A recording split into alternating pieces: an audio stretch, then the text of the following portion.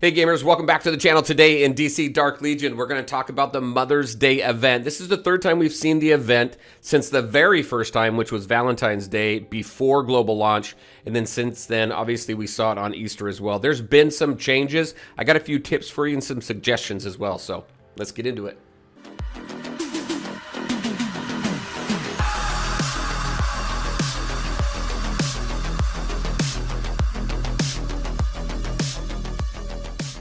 All right, and welcome back. Let's go ahead and just jump into the event. Like I said, this is the third time we've seen it. The first time was Valentine's Day, then Easter, and then obviously now for Mother's Day. It's a pretty simple event.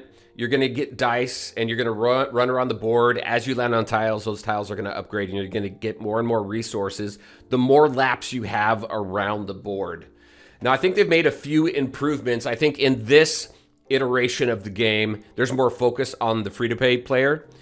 Just kind of as an example, I spent $30 on the Easter event in order to get the frame as well as the room decoration.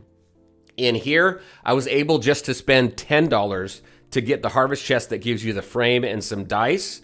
And then with that dice, along with in the blessing store, purchasing all of this. So this just takes gems, the 20 dice that are in the store. It was 2,000 gems.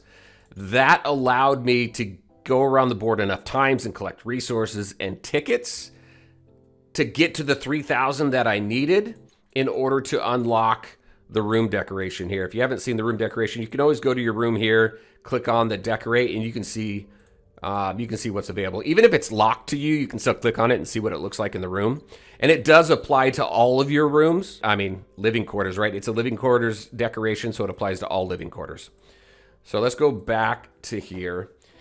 The free-to-play aspect that I think is really, really cool that they added was being able to send flowers. Now, these flowers are important because this allows you to send flowers to other people and also get gifts. Those gifts give you resources as well, such as gems, anvils, tickets as well. We'll see that here in just a second.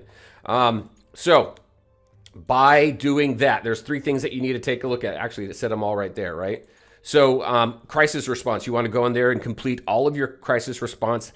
Clear it completely so you have a chance to get more and more flowers. Your anti-crime network, make sure to stay on top of that so that you have an opportunity to get more flowers as well. It's not a one-to-one. You may do a crisis response and you don't get a flower, but you get it from another one or two.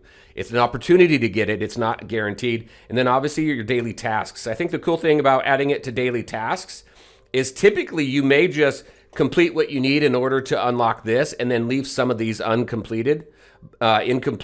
But since there's flowers, since there's roses tied to every single one of them, there's a benefit to make sure that you clear all of your dailies. So by doing that, that's going to give you a bigger opportunity to get more rewards coming back, including anvils. One of the things I think people had concern about with the pass here is I think there may have been anvils in this pass before. I can't remember. I did purchase it for Easter, but not for Mother's Day. But there are no anvils in here. So if there was before, that got removed. But there are opportunities to get anvils through sending and receiving flowers and the gifts there. Maybe not as much as what we had prior, but there's an opportunity there. You're just going to complete your daily tasks to level up your pass and then get your free-to-play rewards. Now, when you take a look at Tier 1 and Tier 2, I have chosen not to purchase this time around.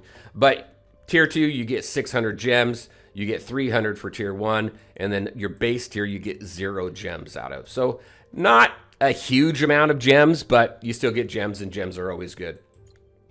All right, so that's the free-to-play aspect, the flower settings and stuff. I'll just grab these 55 here that I got. Look, I got 292 tickets out of that, which is fantastic because that's going to help me purchase more out of this store. And while we're here, let's talk about priorities. What things should you be taking a look at and what things should you be purchasing in the store? A lot of it is going to be dependent on what you need. But first and foremost, as we talked about, events like this, the thing that I look at is what is special and specific to this event that is in the store for me to purchase. For this, it's definitely the room decoration. So that's what I go for first. Also, make sure to purchase your dice here. It's 2,000 gems. Hopefully you have that. Get all of your dice here so that you can make as many laps around the board as you can, completing quests. One thing I didn't mention is the quests right here. As you complete laps, trigger events, upgrade tiles and stuff like that, you will get gems and additional dice. That's going to help you as well. So make sure to pay attention to these. Let's go back to the store here really quick. So once you have your dice, once you have your room decoration, what is it that you need next? It is really dependent on what you need. As a pay-to-play player, you can go in here and you can do whatever you want. I don't really have much suggestion there other than what I'm going to tell the free-to-play players. I think one of the things about these stores as well, so the first thing is what's special to the store. Next is what can we get from this store that we can't or we get very little of in the rest of the game. So three things come to mind. Specifically Magic Eyes. Those are very difficult to get. You've got to max out your legacy pieces as well as your characters to get the world line particles in order to get Magic Eyes. We also can get Magic Eyes from some events, but they are still very rare. So Magic Eyes, 6,000 tickets though is a lot, but you do have this one down here at a super value where it's 300 tickets per Magic Eye. The next is AC/DC shards.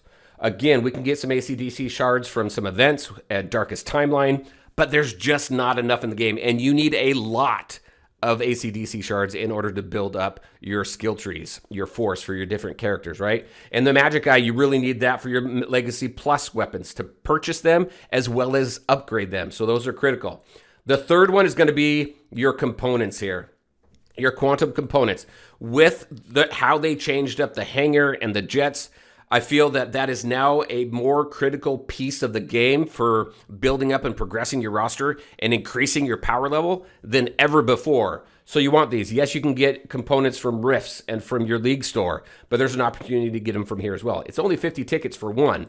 It's 40,000 if you want all of them, but this is another opportunity to pick up components so you can upgrade your hangar and build your power. So those are my thoughts as far as priorities. Everything else, do you need them? Do you need some selectors? Do you need anvils? I feel there's enough places in the game to get anvils. Interstellar Visitor is fantastic on the weekends. There's a lot of anvils in the game. If you need them, get them. I'm not telling you not to. I just think for these types of stores, you really need to focus on what is super difficult to get anywhere else in the game. For me, that's the Magic Eyes, the AC/DC shards, and then your quantum components. All right, so those are my thoughts there. Let me give you a tip about the board here. I think one thing that's really cool, I missed it the first time around, but you have this chest here, this special chest that gives you an opportunity to give for some tickets here, these blessing vouchers.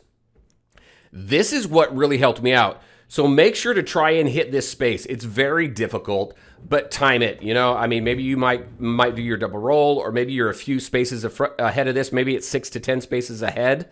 Behind this, so you're going to do single rolls to try and hit that space.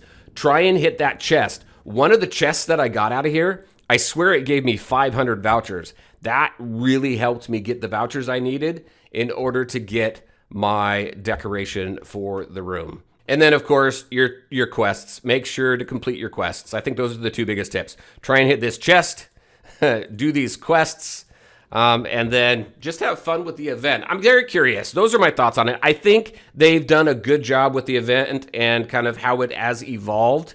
If they took anvils away from the past, that kind of sucks. I mean, anvils are always good anyway. But I think overall, I like the event. I think there's much more focus on the free-to-play player here than there has been previously. And hopefully we continue to see that as a focus when they roll different types of events and things like that. We cannot forget about our free-to-play players. All right, everybody, that is what I had for you. Very curious on your thoughts. What do you think of the event? Definitely let me know. And do you have any tips that you want to share for the event as well, and what's helped you out? All right, everybody, as always, I want to thank you all for taking the time to watch the video. If you liked it, make sure to hit that like button and share your thoughts and questions in the comments section below. Take care, everybody, and we'll talk to you next time.